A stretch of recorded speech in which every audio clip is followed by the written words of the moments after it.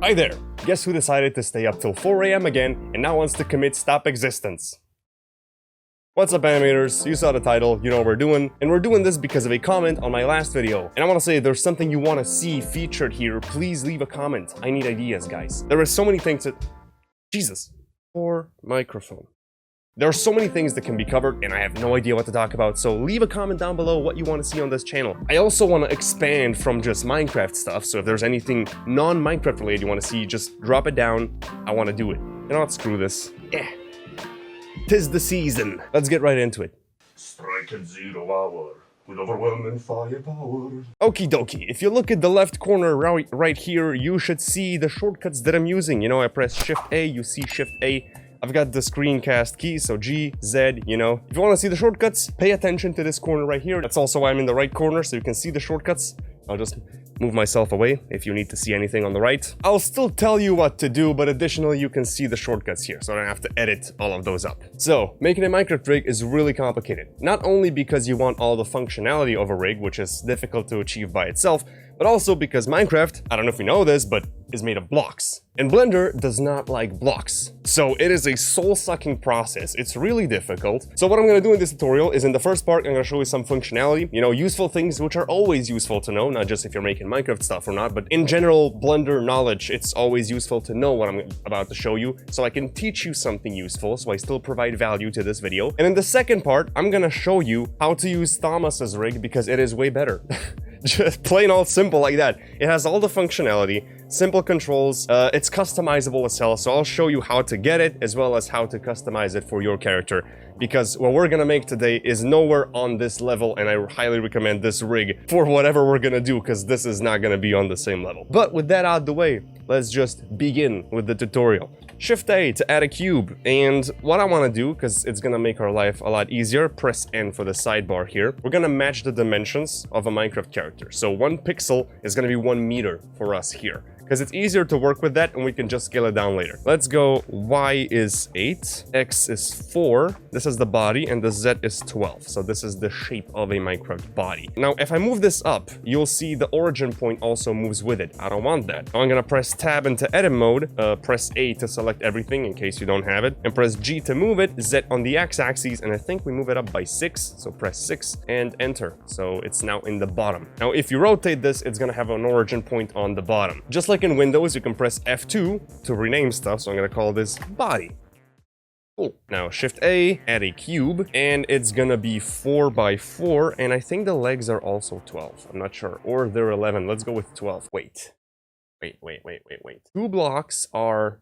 I'm gonna fucking count this. I forgot the dimensions of a Minecraft character. 1, 2, 3, 4, 5, 6. What about the legs? The legs are also 12. Okay, 12 and 12, 4 by 4 by 12. Edit mode, select everything. G to move, Z on the Z axis by -6. And now the rotation point is where I want it, so it has to be in the center. So now instead of moving it in edit mode, I'm gonna move it in object mode. Move it on the Y by -2. Yeah, so now it's in the correct place, the origin point is in the correct place. This is gonna be his right leg, so just R_leg. Shift D to duplicate, and now limit it on the Y-axis only, and move it by 4 on the right, so it's in the same place. Left leg, also I'm gonna delete the random numbers. Useful tip that I didn't tell you last time, if you want to snap into an orthographic mode like this, so it's only viewing one side with 0 perspective, while you're moving around with the middle mouse button, as you get close to one of the edges, hold down Alt and it's gonna snap you into orthographic mode. If you have the numpad, of course, you can press numpad 5 and it's gonna put you into perspective mode as well. And if you press the numbers 2, 8, 4, and 6, you know, the 4 directional numbers, if you press those, it's gonna snap you by 15 degrees left and right so you can move your mouse.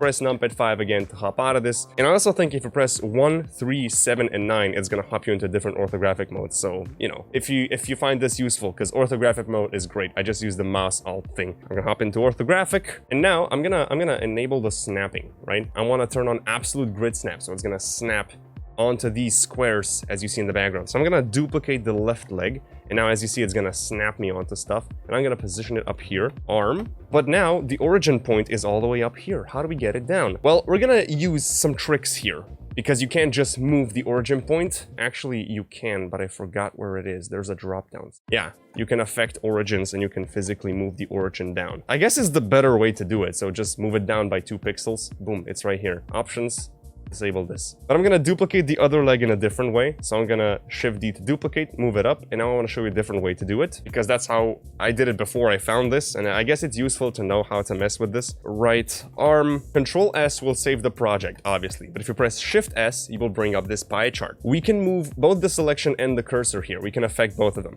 So let's go cursor to selected. So this red cursor is gonna go to the origin point of my select object. Let's put the cursor to world origin. You can also, right click, set origin to the 3D cursor, right? So the origin is now down here. So we're gonna use both of this. So let's put the cursor to selected. And now we can move the cursor. So let's go to view, I think. Yeah, 3D cursor. The Z is on 12. We know we have to move down by 2 units. So we put it down to 10. Oop, 10, not 19, 10. So now it's in the correct place. Right click, set origin to 3D cursor. Shift S to put it back to world origin because I like it better there. Next thing, we're gonna add another cube. And this cube is going to be the head, so it's going to be, oops, go back to item. It's going to be 8 by 8 by 8. Another tip, click and drag left and right to scale it on one axis. You can click and drag down to select multiple and then scale them from those. Or you can click and drag down and then not go left and right, and you can type a value for all of those. So, good stuff. For the head, I want the origin point to be on the bottom. So I'm going to go into edit mode, select everything, G, Z by 4. So it's going to go 4 up.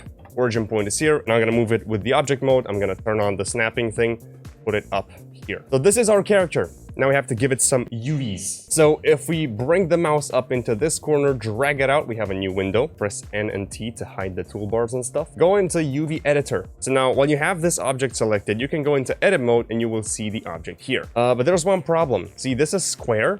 And this is stretched. What's going on? Well, let's hop out of edit mode. And you see the scale here has been changed because I tweaked the dimensions. So it's scaled up the cube so it matches the dimensions. So even if I were to unwrap this, it's still gonna give me cubes because it has scale. So what we have to do is press Control A and apply that scale. So this leg has been scaled, so the software thinks it's still a cube, it was just stretched upwards. This one, which has the scale applied, the software knows it is a rectangle and it is not scaled. So let's just apply the scale for all of them. One good thing with Blender is if you're gonna open a menu again, your mouse is automatically going to be on the last operation, so on scale, so you can just do it really fast. I love Blender, it's so cool. Okay, back into edit mode. Let's press U to unwrap stuff, and let's just put it onto cube projection. What this is gonna do is if I go into face mode, let's click this arrow so the selection is linked. Whatever I select here is going to be selected there.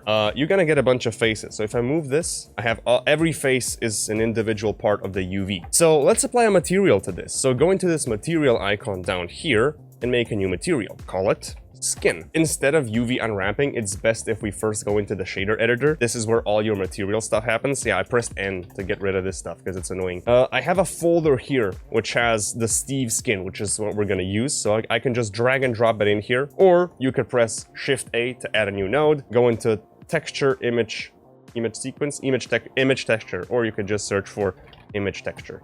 It's the same. So I'm gonna drag the color output of the skin into the base color of the material. So if I go into the material mode up here, or pressing Z and go into the material mode, you can see it's now displaying a material. But it's displaying some weird part because we need to do the UVs now. So let's go back into the UV editor, press tab to see what we're doing, and oh boy, why is it so stretched? It's not supposed to be stretched. What the hell? Okay, let's hop out of edit mode and press the numpad / so I isolate selection. Now the only thing I can see is my left leg. I'm gonna go back into edit mode and I'm gonna cut this. So I'm gonna go into face select mode by pressing 2 and I'm gonna select some of the edges. This is gonna be my cut. So I'm gonna select this U shape. U, mark seam. So I'm placing cuts so I can unwrap it later. So I'm gonna select this one as well. U, mark seam. And the bottom part is not connecting to any of its adjacent faces. So I'm just gonna select all 4 of these and completely cut it out. So U, mark seam. Now, if I go into face mode, press A to select everything and go U, unwrap. I'm gonna get an unwrapped version of this, right? So these 4 are connected. This is the top, this is the bottom, which is standing completely by itself. Now the top is supposed to be on the top. So let's select all of this. Press R to rotate and type in 180 degrees. Now I think we should turn on snapping. Let's scale it by 0.5. It's half. I think this is the correct size. We can just resize it later. So now we have the snapping to vertex enabled. So we're gonna move it and it's not snapping. How about that? What about snap to increment and absolute grid snap? That's better. So just position it in. This is now your thing. Select the bottom face right here. I also have to scale it down by 0.5. And now I can move this one. It doesn't let me snap. You have to zoom in to get, you know, a smaller grid. Now just place it in. This is your leg, but it's very blurry. What is going on? Well, let's go back into the shader editor. And in here, you see this linear interpolation. So if you have textures which are low resolution, Blender is going to automatically interpolate between those pixels to make it more smooth, to make it seem like it's a higher resolution than it is. Drop this down and go to closest. That's it. If I press the / on the numpad, you see we have a leg. Instead of doing all this again for the second leg, I'm just gonna delete it, go into orthographic, duplicate this, and just move it down here because we still have the snap. So this is gonna be called my right leg. Right? So I saved myself some work. Now both of these legs are using the same faces here. It doesn't matter. If you have a different one, just select this and move it somewhere else and it's gonna use a different part of the texture. Actually, now that I come to think of it, I could do the same for the arms. So I'm just gonna delete the arms and I'm just gonna do it like this. Duplicate, like this. This is the right arm. And I'm just gonna drop down the options, affect only origins. And now if I move the Z by -2, I'm gonna move the origin down by -2. Now I'm gonna duplicate this, move it on the other side and just call it left arm. So now I select this arm, go into edit mode, simply move this on the other side. I have an arm. I'm gonna do the same for this one. Edit mode, move it on the other side. For the head, I'm just gonna do it again because he has different dimensions and stuff. So if you want to increase the window size, you don't want to constantly, you know, rescale things, you can press Control and Space while your mouse is in here. It's gonna give you a full screen mode, and then you Control Space again and you hop out of the full screen mode. So that's useful. I'm gonna go into edit mode, press 2 for face mode. Wait, let me hop out. I know the top of the face and the head are connected, so I'm not going to cut this one. This edge is still holding on. So I want to cut all of those out because it's not connected on any of the other sides. And I know there's a cut here because this is this cut. And I know the bottom is completely isolated, so all 4 of the bottom ones. I have selected all the faces, and I'll press U, mark seam. So all of these are now seams. Also, in the material tab, while having the head selected, I'm just gonna drop this down and give it the skin material, so it's using the same material. Now, in edit mode, go into face mode, press A to select everything, U, unwrap. So it unwrapped the face. I know this shape, so I'm gonna go R and rotate it by 90 degrees. And it seems to be the correct scale as well, so I'm just gonna bonk. Now the bottom one, I'm gonna place it in. God damn it, I have to scroll in closer to get a tighter grid. It seems to be oriented properly because these 2 pixels up here are displayed here as well. If this was not facing the correct way, press R, rotate by 90, and it flips the texture by 90 degrees. Cool. The last thing is the body. I'm gonna press / again to isolate and give it the same skin material. And it's pretty much the same unwrap for hands, legs, and whatever. Minecraft uses the same technique. So I'm gonna select these faces, select this one back here, and select all 4 of the bottom ones, and then press U, mark seam, and then go to face mode, select everything, U, unwrap. So we have the body here. This is the main thing, and then the bottom. And it seems to be a bit too big, so I'm gonna scale it down by 0.5. Oh, that's not enough. So now, snap to increments. Here in the effect panel, I'm also going to take on scale. So it's also going to scale by the increment. Try to position it and scale it, and it doesn't seem to work very well. Oh no, I'm just gonna scale it up manually. I'm gonna be very careful not to go over these edges, and I'm gonna select this one, R90, move it up, and now scale this one down manually as well. I'm just gonna move it manually, shush, no one knows. If you wanna limit the motion here on only one axis, you press X for X and Y for up and down, because there's no Z axis. This one just has X and Y, so I'm gonna move it on the Y and scale it in. No one's gonna know. No one's gonna know. I know there's a shortcut to do this, I just forgot this. Press / on the numpad to exit isolation mode, and we have ourselves a Steve. Now let's clean this place up a bit. I wanna close the UV editor. Bring your mouse cursor into this intersection here. Bring it on the right side. Your mouse is gonna display this icon, so you know that's when it's in the right place, but bring it on the right side and drag it on the opposite end. That's how you collapse it. If you bring it on the right side and drag it right, you will just open a new window. So you have to put it on one side and cross the middle divider if you want to collapse it. So on the right side, drag it towards the left. That's it. Now, Steve is kind of shiny. He's reflecting a lot of light. Actually, I have to go back into the shader editor. That's dictated here by this roughness, right? how reflective things are going to be. So this is affecting the whole thing at once. Actually, I want to try something funny. I made this black and white thing. I'm going to save it as a different texture. So if you put this in here, this is going to be my roughness map. So I'm going to plug this into the roughness. Roughness is just black and white values. So instead of sRGB color space, I have to go to non-color. It doesn't use color for more accurate results. So if I plug this into the roughness, Steve's hair are now completely reflective and stuff. As you can see, there's still a little bit of a fade here. So again, you have to put this to closest to avoid that. But this is how you can make PBR maps. PBR stands for physically based rendering. So because in the edit preferences add-ons, I have the node wrangler on, I can hold Control Shift and click on this, and it's gonna preview what this texture is. It is using, let me open up a new window down here, UV editor. So it is using the same UV coordinate systems for all materials, right? It doesn't matter if it's the Steve roughness, if it's the Steve, if it's any image, it's gonna use the same UV coordinates, unless you specifically tell it not to, but we're not gonna go into that today. So this image looks like this, but because it's used as a roughness map, all the white values get completely rough and all the black values get reflective. You know, you get this. If you were to just increase the black values so they're kind of grayish, you know, you get less of the reflection, but the hair is still more reflective than the skin, right? So if you want to do some big brain stuff, this is how you do it. I just want to throw this in here because I'm spewing random information at you. Okay, so now we have the Steve. What we need to do now is make it move. Make him move.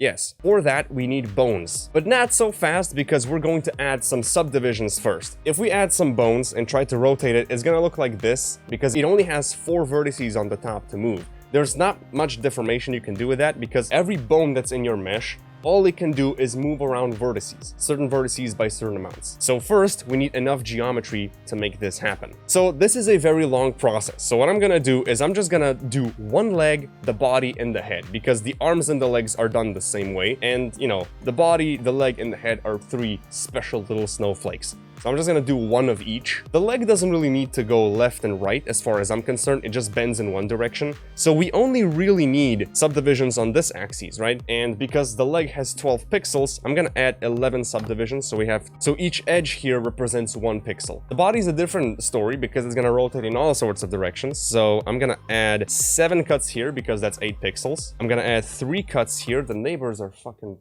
tearing up the streets for something, I don't know, something crashing outside. And here we need 11 cuts. So each pixel is now, you know, in its own respective edge. And the head is pretty much done. The head isn't gonna deform or anything unless you have a face rig, which we'll get to later in the Thomas rig. We're not gonna do it today because that's another layer of complexity here. This video is probably very long by itself. Let's add a skeleton. I'm in orthographic mode so I can see it better, but press Shift A and add an armature. Armature is the skeleton. Skeletons have joints. They will deform the character. Okay, add the armature. Now I can't see it because it's inside the Steve. So I can select it up here, and I'm gonna go into this panel right here. This is the object properties.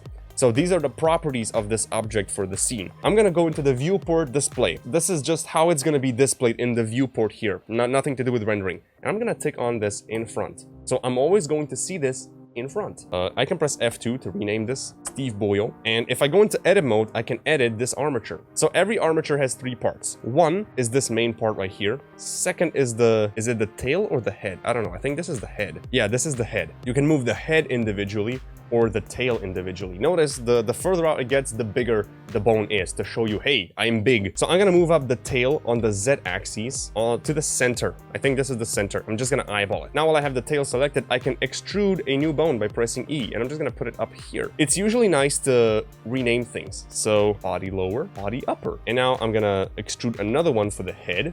Okay, so now that we have this, I'm gonna click on the head thing. I'm gonna duplicate it and move it out like this. So I positioned it in the place of the arm. Now here's the thing. In the bone properties panel right here, which is the one we have right now, I think relations, the parent is the upper body, but the bone is not connected. Okay, you don't want to connect it. Ah, fuck, I just connected it by clicking it. I wanted to show you. It's not connected, but it's still part of the body, so the body is still the parent. That's okay. Now I'm gonna rename this bone to, this is the left arm. Left arm. I'm gonna grab the head and I'm gonna move it down to the center. Then I'm gonna extrude another one and bring it all the way down here. Left arm underscore bend. Now I can just, you know, duplicate both of these, bring it on the other side, and just rename them like that. So this is not connected. Body upper. Okay, cool. And we want to do the same thing for the leg. Doesn't matter. We can change it anytime. So I'm just gonna pick one of the bones, put it down here. I think that's the center. Right leg. So the parent is now the right arm. Change that to none. Actually, this doesn't have a parent because the body is going to move independently. So now let's select this one, extrude it down to the bottom, bend. Okay, so I'm just going to move this up a little bit. Shift D to duplicate, move him on the left. See, it's going down a little bit. Instead of absolute snap, I'm just going to turn it off. So it's going to snap by increments. There we go. Left, bend. We have the skeleton in place and it is in the center of everything. So now we're going to do something called weight painting. Weight painting. Weight painting. So select this leg because we're gonna first do this one leg. Select this leg, shift click on the armature. The armature is selected second, so it has a brighter outline than the leg, which means that is the main selection. The armature is the parent, so it has to have the main selection. Press Ctrl P to parent. We're gonna parent it as an armature with empty groups. Yeah. Now, if you want to go into weight paint mode, the leg needs to be the main thing, but I still want to see the skeleton. So I'm going to select the skeleton first, then select the leg. And now, you know, you have all these modes here. You can go into edit mode, pose mode and stuff. If you press Control and Tab, it's going to bring up the pie chart. If you select the armature and do it, it's going to automatically assume you want pose mode. But because I have a mesh selected, Blender doesn't know exactly what I need, so it brings up this pie chart. And I just want to go into weight paint so I can see. I can also press / to isolate, so just the rig and this leg is visible. If I hold Control and click on a bone, it will show me which bone is selected and how much effect it has on my character. But because we parented this with an empty group, none of the bones have any effect yet. So we're free to paint anything we want here. We can now paint by how much it's going to affect the character. Let me just demonstrate this. If I select the bottom bone and just, I don't know, paint these vertices here. Wow. And now if I want to move this bone, it's only going to move those vertices because those are the ones that I've painted, right? You on the same page? So we're now painting the area of effect for this. You saw, as I was painting this, it kind of gives like a soft edge. It doesn't give me the full effect. Whatever is red is gonna get the most effect. So this is a value of 1. This is 100% going to be affected by the bone. Whatever is blue and stuff is just gonna, you know, be partially affected. I want my paintbrush to only paint perfect red or nothing at all. So I'm gonna click on this fall off. Instead of this custom thing, we have a curve, see? This is the blue values being painted. I'm gonna click constant. When it gets into the threshold of the brush, it's always going to give it 100% effect. Let's paint the top bone. You can only paint each vertice. So the more geometry you have, the more vertices you're gonna paint. Each vertex, not vertice. We're gonna paint this much. And we also have to match that on all 4 sides. So let's paint all of the vertices here. And if we select the bottom one, you have to paint the rest. So everything else is going to be affected by the bottom bone. It's also painting the bottom because there's only 4 vertices and we got all of them. So now if we go into object mode and pose mode for the bone, we rotate this on the Y. You see, we kind of do have a bend, but it's not exactly doing the right thing. It's deforming. If we do it again, see, it's deforming. Ow, looks ugly. Ew. Gross. So what we're gonna do is we need to add shape keys. Let's talk about shape keys. Forget about this D for now. This is gonna be a long tutorial. I'm gonna add...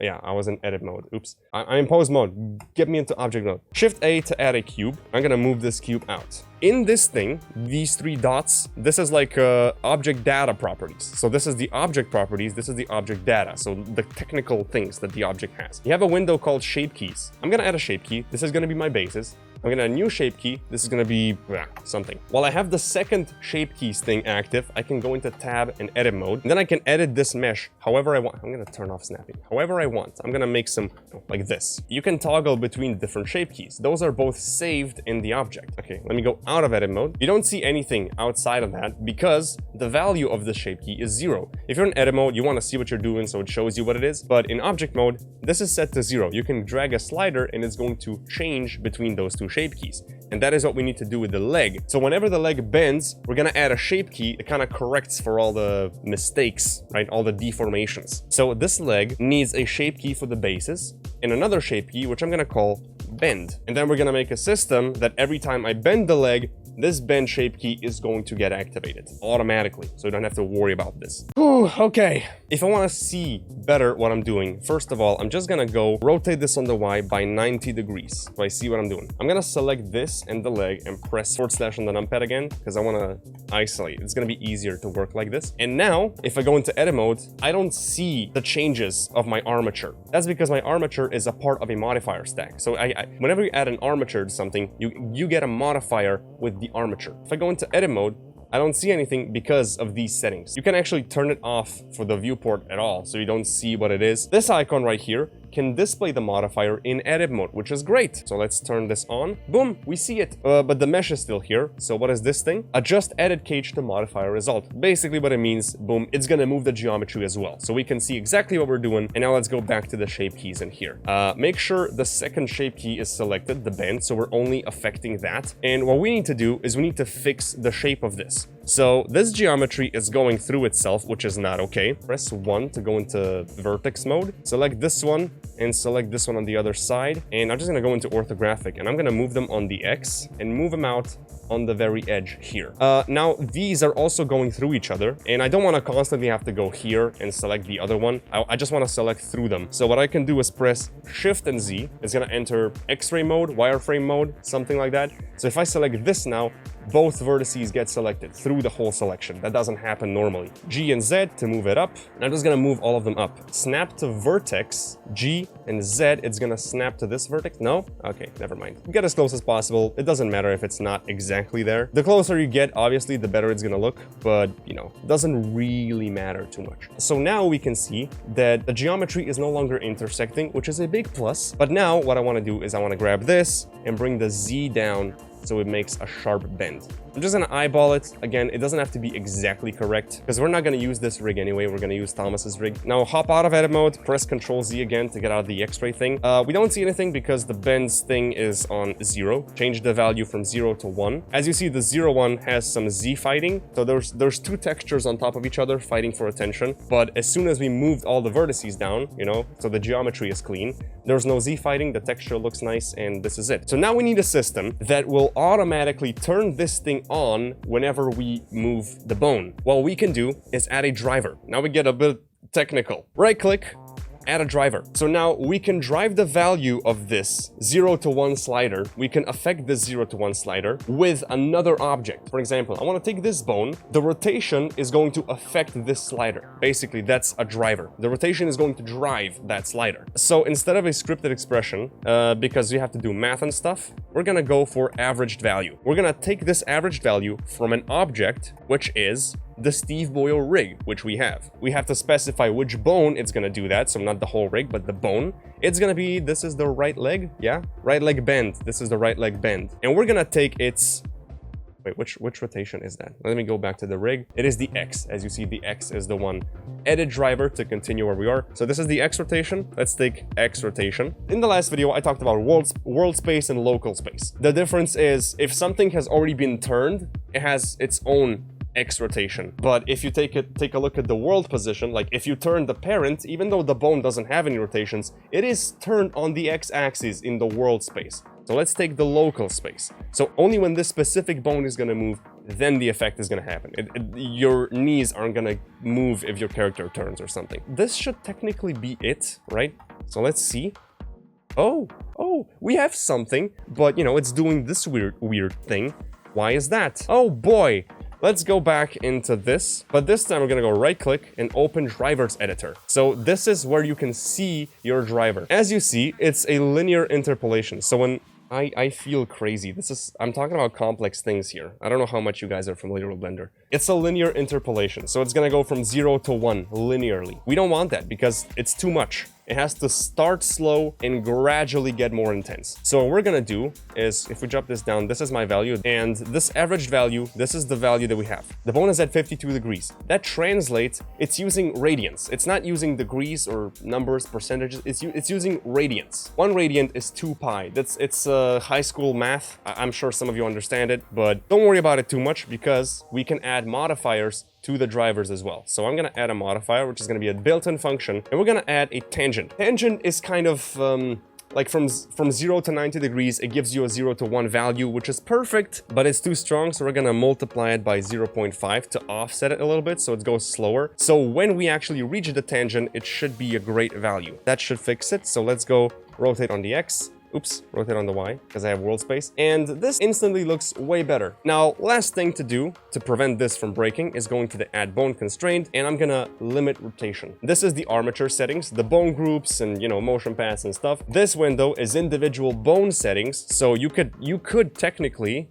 viewport display, you could hide it from display so you don't see it, so it's not in the way if it's a bone you don't need. This is constraints. So this is like rigging if you want to fix something or if you want to have something track to something else. You move this object, this is automatically going to track to it. There's a whole lot of stuff you can do. But for now, I just want to limit the Y and the Z rotation. But the owner has to be in local space. So its local axes are going to be limited. The X has a minimum of 0, which is this. The maximum, which was 90 degrees, we've said before, like this. The reason I have to press Y to rotate it is because I am using global settings. This is the local X of the bone. So we could go for 120 degrees, right? Then we get Z fighting again. And then we need to add another shape key that will become active after 90 degrees to fix all of this. Let's do that, okay? This video is long. Who cares?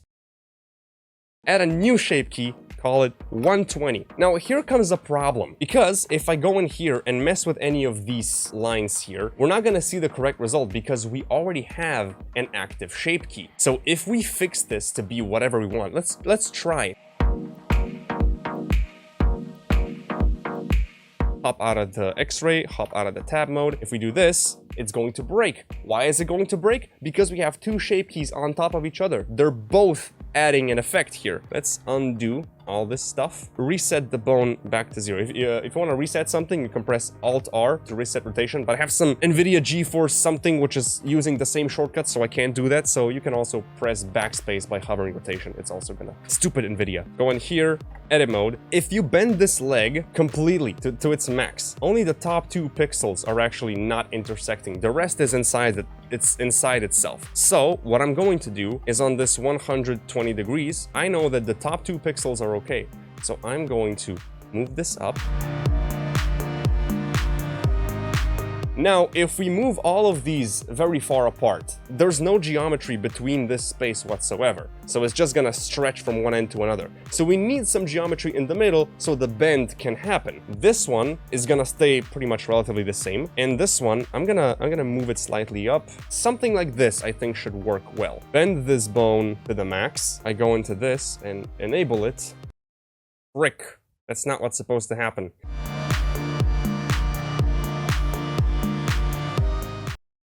Minecraft rigs are tricky, just like I've said. I did so many tests yesterday to make sure this works. Okay, press / again. When it comes to the body, same thing. So let's select the body first, then the armature, Control P, parent with empty groups, and now let's select both of them, press / to isolate, select the armature first, then the body, Control Tab to go into weight paint, and you can select the bottom bone and paint its effects. So the bottom one can easily just go up. And now we select this one and we paint everything else. So the top, let's make sure that is correct. Yes, it is, like this. And now, you know, if you hop back into object mode and pose mode, if you rotate this, it's not gonna look too good because there's a very hard transition. So what I think we should do is go back into weight paint. And now instead of the draw tool, we use blur tool and we raise it up a little bit.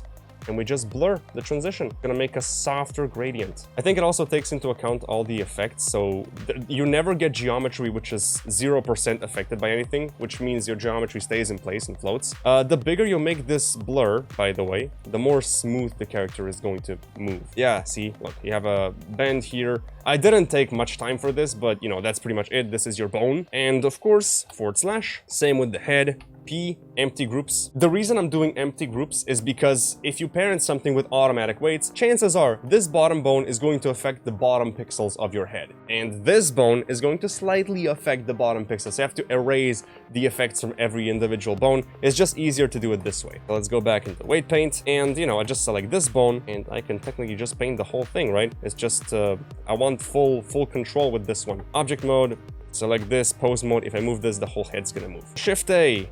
Add a plane or something, call it display. right? So this is just going to be the display or square, whatever. You can turn off the visibility for viewports and renders. I just need it to be in the scene. So now if I go into pose mode, select this bone, and in the bone settings, you go into the viewport display and you can have a custom object. So let's go for display. So this is the bone, but it looks like the plane. So we're going to rotate it on the X by -90. I'm also going to tick on wireframe so I only see the outline, and let's scale it in like this and like this. So I have my head controller, right? So next time you use your rig, you can just click this and it's going to rotate the head so it doesn't look like a nasty bone. You can do this for all the other stuff. I'm also going to show you how to do IK handles, and then I'm going to give up and show you how to properly customize your rig using Thomas's rig. Geez, this is a long tutorial. My camera decided to die on me, which is probably for the better because I've been rambling on for a while. Yesterday I did this for 3 hours. I tried to get it right for 3 hours. At the end I did manage to get it right. Actually, wait, I can show you. I have a backup. Look, I managed to fix it. You can take a look at the thing here, actually. So this is the 120, right? Oh, on the opposite? No, it's on the same side. It's the same shape key. I don't know what I did wrong.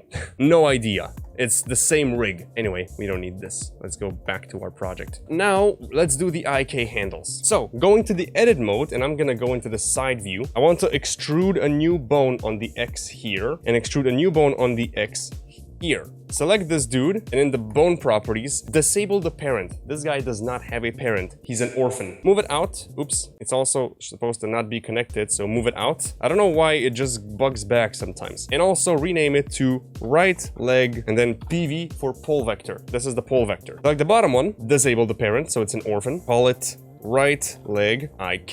This is the inverse kinematics handle. So now, if I go into the pose mode, select this bone, and give it an inverse kinematics constraint. Now the target is going to be the Steve Boyle rig. The bone is going to be the right leg IK, so the bottom one. The pole target is also going to be the Steve Boyle, but the bone is going to be right leg pole vector. For some reason it's rotating weird. What if I put this to 90? No, -90. There we go. Chain length is 2 bones. So if I move this, what the hell you want? Why does this not rotate, huh?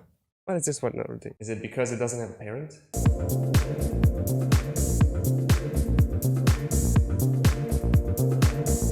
Hold on. Hold on. Am I stupid? Armature test. I want to test if I'm just stupid. That's a huge foot, but no one cares. This is my leg, okay? I want to extrude something on the X. I have to do this. This is for my honor. I'm not gonna have a parent, and it's gonna be an orphan, like it deserves to be. Pole vector IK. Look, it works. What's wrong with the other one? Like, look. I have an IK handle that directs it, and I have this that goes up. I don't know why it doesn't work. I have the same setup here, except maybe this has to go up. So the IK is first, but even then, like, if I disable this, even then it doesn't want to work. I don't get it. I don't understand. What is wrong? Why don't you want to work? I think it's time we give up. I have no idea. I feel personally attacked, and I don't like you anymore. I'm mad. No more Santa hat.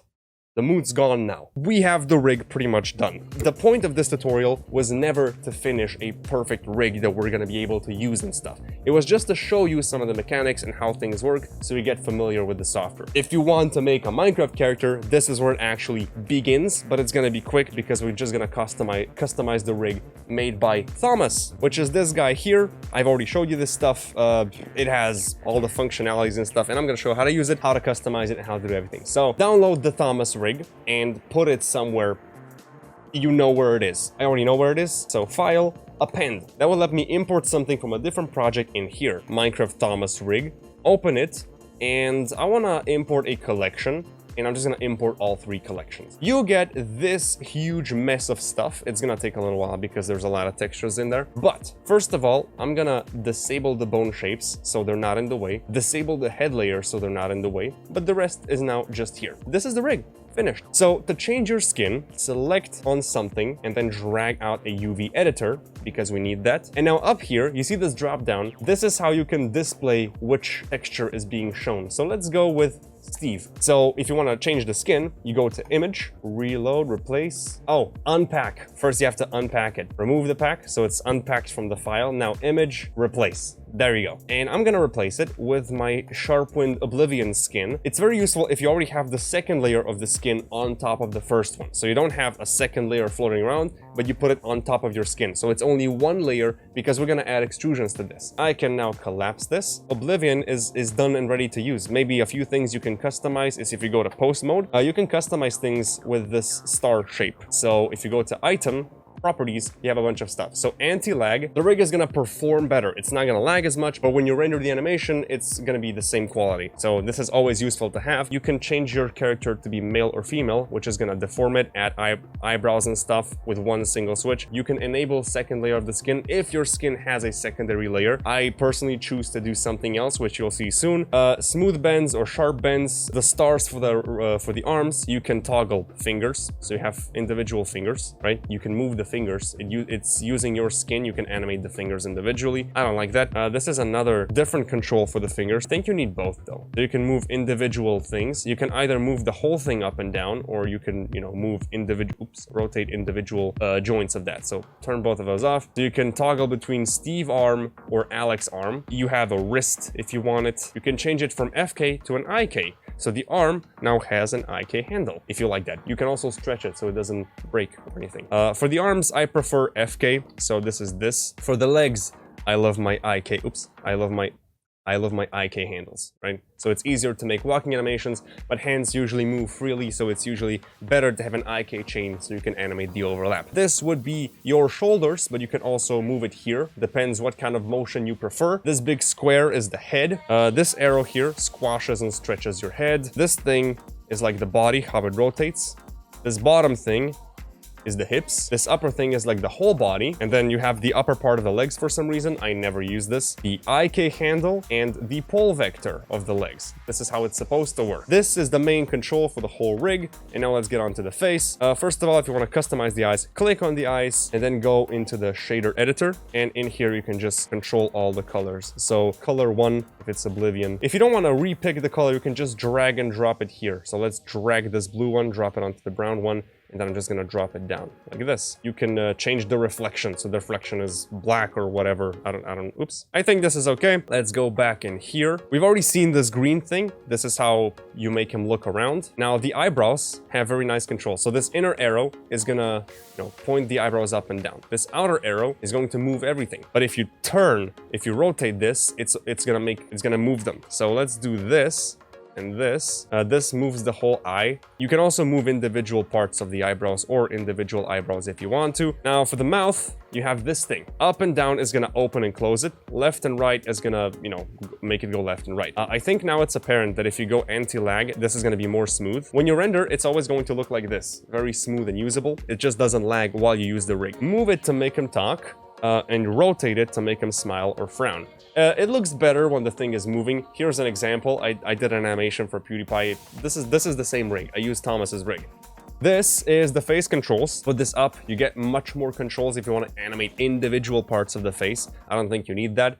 This is the eyebrows thickness. You can control the thickness. Eyes follow. If the eyes want to follow this, so you see my eyes are now following the selection. If I turn this off, the eyes will not do that. I like to keep this on because it makes it look more fluid and wow. So this is how to make this eye blink, You animate both of these together to make blinking and stuff. This is the round mouth. Stop frowning. Becomes more apparent if the anti-lag is off. Mouth is more rounded, like this. This is slider, so you can have an in-between value. This is the square mouth, so the mouth is more square. If I turn both of these on, it's square. Smooth mouth. So this makes it more smooth, I guess. And this is the teeth gap. So if there's a little gap between the teeth. So how do you make extrusions and hair and stuff? Well, that's very simple. You select a body part, slash to isolate. Go into edit mode, press 3 to face select. I'm gonna select everything from this as well as the top. Boom. So I have selected everything, which is the sweater. Now I can press E to extrude. It's gonna extrude everything. But I'm gonna press right click to cancel. So now I have 2 sets of faces on top of each other. And while I still have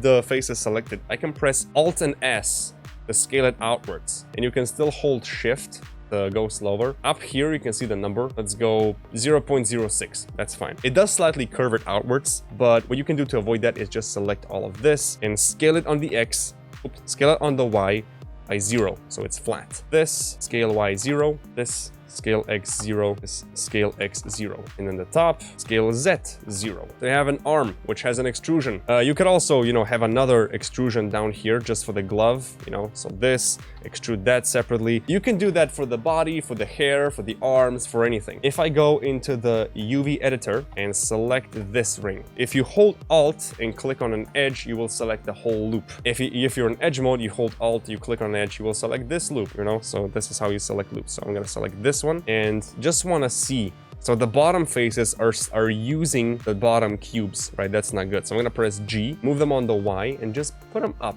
So they're blue. Now if I hop out of edit mode, you see they're now taking the parts of the sweater, just so you fix the UVs. You can do the same for the legs, for anything. You have extrusions, and the best part is it will still work flawlessly without any bugs or whatever. For the head, there's one bug though, like one teeny tiny little problem. The geometry does not perfectly align. So what do you do in this case? A bit of UV corrections. So I'm going to show you this because it is important. UV editor. The third line of pixels is very stretched. The fourth one and the fifth one are shrunk down. I don't want to move the actual geometry because that's going to mess with the functionality of the rig. But what I can do is I can scale this face down and put it up here, and then scale this face down and put it down up here, you know, and just kind of fake the whole texture, right? This is going 2 faces down, so the third one should not be hair anymore. I just want to scale the adjacent faces down just in case they're taking small parts of a texture, because it's happened before with the other project. So just scale the surroundings down. It doesn't matter as long as it's within that 1 pixel, it doesn't matter. It's gonna look fine. So, you know, once you have all of this, you can take these faces and of course, you know, extrude them out. Wow. And then you have a different problem because this face is now on the edge here. Scale it down, move it inside the hair so it's using the same one. So you're gonna have to do a bit of manual corrections here, right? So all these adjacent faces, you have to drag them inside of the texture. So it's now displaying this part of the texture. It's a little bit buggy. The head is a little bit buggy, but the rest, like what it gives you, what it offers you, it gives you a rig, which is relatively very easy to fix and very easy to set up. I still recommend this over rigging an entire Minecraft rig. Even if it's just made of blocks, it's still very complex. So right, you have this. I guess another thing that I could tell you about, you can either have an edge like this, so it's like a little side step, if that's what you want. But if you don't want that, you should do it at the same time. So if you extrude both faces at the same time, you extrude it and then right click and scale it up with Alt S, so it scales from the side. You don't have an edge there. Don't mind this. This doesn't have any textures. If I put it back, it's gonna work. Just a little visual glitch because it's not using any UVs. This edge here doesn't have a step because I've extruded both faces at the same time with Alt S. Of course, at the end, you will always just scale on the Z by 0, scale on the Y by 0, so it's completely straight. But this edge, where I've extruded one and then I extruded the other, has a little step. So whichever one you want, those are 2 methods to get both of them. Anyway, this is how you customize the rig, and honestly, I prefer using this method than creating my own because it is a great rig. It has all the functionality, it does everything for you, and you don't have to do rocket science just to make a Minecraft blocky boy move. But if you want to do that, now you at least know how, kind of, because I've shown you how it's done. Minecraft rigs are very difficult. This is what it looks like when it's done, right? I recommend it. So Thomas' link will be in the description. Thank you for watching. I hope you learned stuff. I am still very salty that half of the things that I did didn't work. I prepared so much. That's the reason I've been up till 4 AM. Anyway, I hope the video was useful nonetheless, despite the fact that it was a big failure. Good luck with the rig. Please give me ideas in the comment section. I need ideas what to do on my tutorials. Thank you for watching and stay sharp.